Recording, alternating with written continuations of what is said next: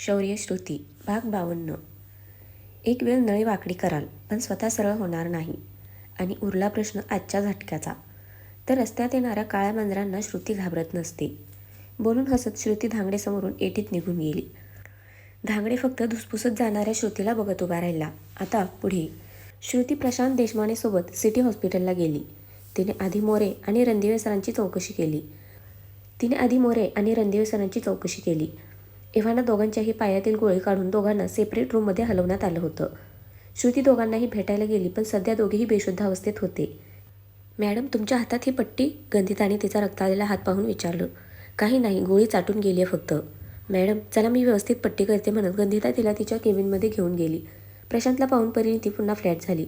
हाय, कसे आहात? ती प्रशांतजवळ येत म्हणाली. मी ठीक आहे. तुमच्या मॅडम खूप डेंजरस आहेत पण. हो, त्या तशाच आहेत, अगदी झाशीच्या राणीसारख्या. तुम्हीही त्यांच्यासोबत होतात का? प्रशांतने तिला विचारलं. हो, तिनेही हसत उत्तर दिलं. भीती नाही वाटत? वाटते ना, पण मॅडमसोबत असल्या की काही नाही वाटत. त्या इतक्या धाडसी आहेत की ज्यांना पाहून आपोआप लढायला बळ मिळतं. दोघे बाहेरच बोलत बसले. मॅडम, तिला असं अजून किती दिवस इथे ठेवायचं? गंधिता श्रुतीच्या हाताला पट्टी करत म्हणाली. आता तिला आपण सोडूही शकत नाही. ती आपल्या सगळ्यांसाठी धोका बनली आहे. श्रुती काहीतरी विचार करत म्हणाली. पण मॅडम, काल ते लोक आले होते, ते तिच्या शोधात आले होते. पुन्हाही असं काही होऊ शकतं. हो गंधिता, शक्यता नाकारता येत नाही. शक्य तितकं आपल्याला अलर्ट राहिले पाहिजे. संशयित व्यक्ती आजूबाजूला दिसली की लगेच मला कळव, नाहीतर प्रसादला कळव. झाली पट्टी मॅडम. आणि काही औषधं लिहून देते. तुमची प्रेग्नन्सी लक्षात ठेवून गोळ्या दिल्या आहेत. ओके म्हणत श्रुती तिच्याशी थोडं बोलून तिच्या केबिनमधून बाहेर पडली. समोरचा नजारा पाहून श्रुती हसली.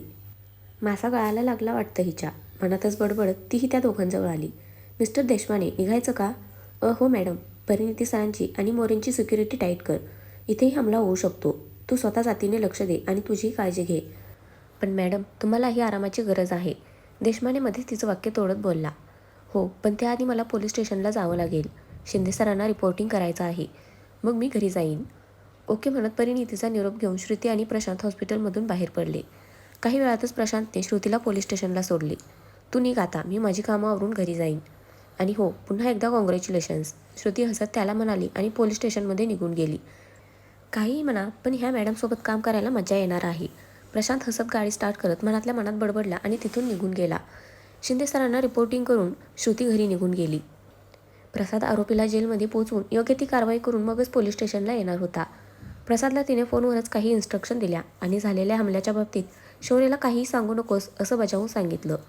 काहीच वेळात श्रुती घरी पोहोचली. आकासाहेब आणि कावेरीबाई बाहेरच हॉलमध्ये जेवून गप्पा मारत बसल्या आणि आप्पासाहेब टीव्ही पाहण्यात दंग होते. दुपारची वेळ असल्याने तसे सगळेच निवांत होते.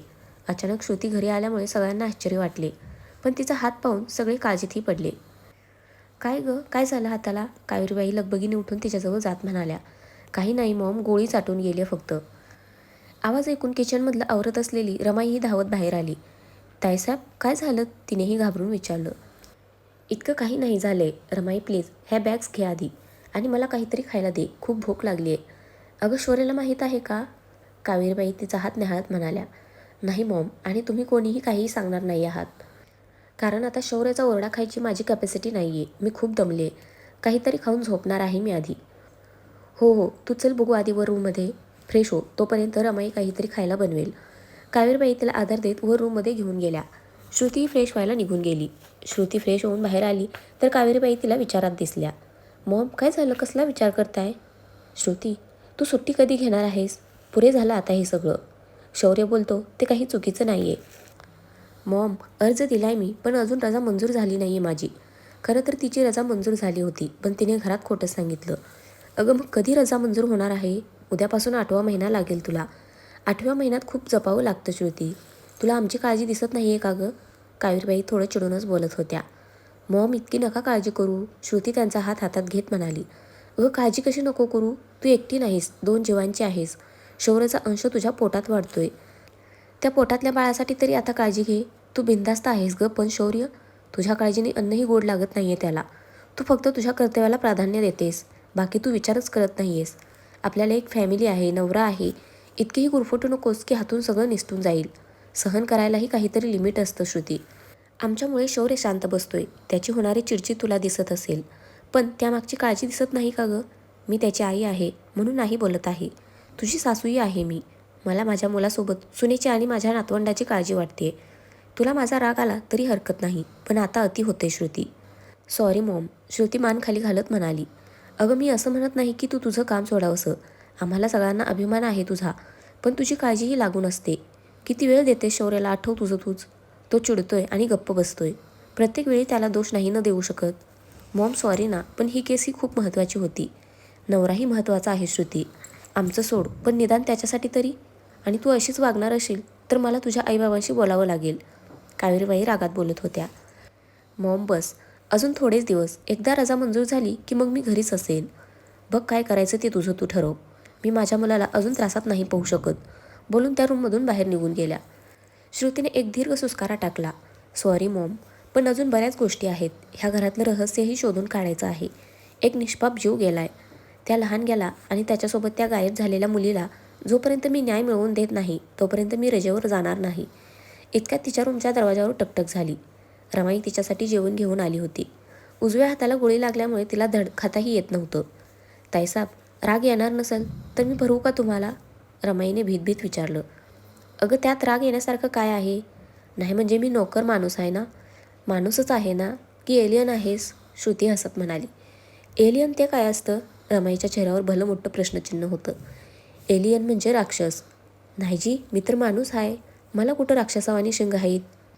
ती हसत दोन्ही हातांची 2 बोटं डोक्यावर उभी करून दाखवत म्हणाली. तशी श्रुती जोरजोरात हसायला लागली. रमाई तू पण ना. रमाईने त्याला भरवलं आणि औषधं खाऊन श्रुती झोपी गेली. आज दिवसभर शौर्यही बिझी होता, त्यामुळे त्यानेही श्रुतीला फोन केला नाही. नेहमीच्या वेळेत तो श्रुतीला घ्यायला पोलीस स्टेशनला गेला. बराच वेळ तो गाडीत बसून ती पोलीस स्टेशनमधून बाहेर येण्याची वाट पाहू लागला, पण अर्धा तास होत आला तरी श्रुती काही येईना. त्याने फोन केला पण ती त्याचा फोनसुद्धा रिसीव्ह करत नव्हती. शेवटी वैतागून त्याने प्रसादला फोन केला. हॅलो प्रसाद, श्रुती कुठे आहे? सर ती दुपारीच घरी गेली. अरे पण कधी? मला काहीच बोलली नाही. सर ते तिच्या हाताला गोळी लागली आहे ना. घाईत प्रसाद खरं बोलून गेला होता. त्याच्या एकट्यावर आज पोलीस स्टेशनच्या कामाचा लोड होता, त्यामुळे श्रुतीने बजवून सांगूनही तो विसरून गेला होता. प्रसाद, श्रुती ठीक आहे ना? हो सर, विशेष काही नाही, गोळी फक्त हाताला चाटून गेली आहे. शौर्य पुढे काहीच बोलला नाही. त्याने सरळ फोन कट केला आणि गाडीत बसून गाडी घराकडे वळवली.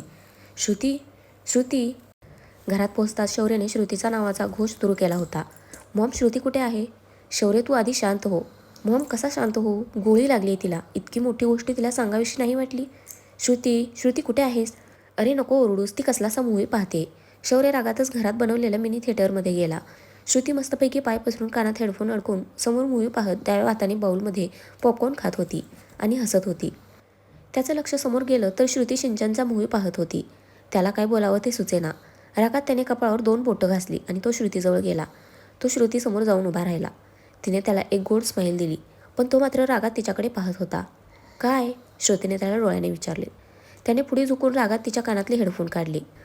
काय झालं शौर्य? तिने आता त्याचा रौद्र अवतार ओळखून विचारलं. हे काय आहे? तो तिच्या हाताला धरत म्हणाला. ते होय, जास्त काही नाही, फक्त गोळी चाटून गेली आहे. आणि तुला इतकी मोठी गोष्ट मला सांगावीशी नाही वाटली? चिल शौर्य, इतकं काही नाही झाले. मग काय व्हायची वाट बघू का मी? माझ्या बाळाला काही झालं तर ना, याद राख तू. शौर्य चिडू नका न. हो चिडू नको, रागवू नको, तुला काही बोलायचं नाही. तू मात्र मनमानी कारभार करत राहा. मला ना तुझ्याशी बोलायचंच नाही आहे. रागात शौर्य तिथून बाहेर पडला आणि वर त्याच्या रूममध्ये निघून गेला. रागात श्रुतीने प्रसादला फोन केला. हॅलो, हा बोल गं, कशी आहेस? आता प्रसादने लगेच फोन रिसीव्ह करून तिला विचारलं. चोंबड्या, तुला सांगितलं होतं ना शौर्याला काही सांगू नकोस. तुझ्यामुळे शौर्य माझ्यावर चिडले आणि तुझ्यामुळे ॲक्शन कॅमेनची एंट्री गेली. व्हॉट? श्रुती काय बोलतेस तू? नक्की गोळी हातालाच लागली आहे ना? प्रसाद पलीकडून त्याला चिडवत म्हणाला.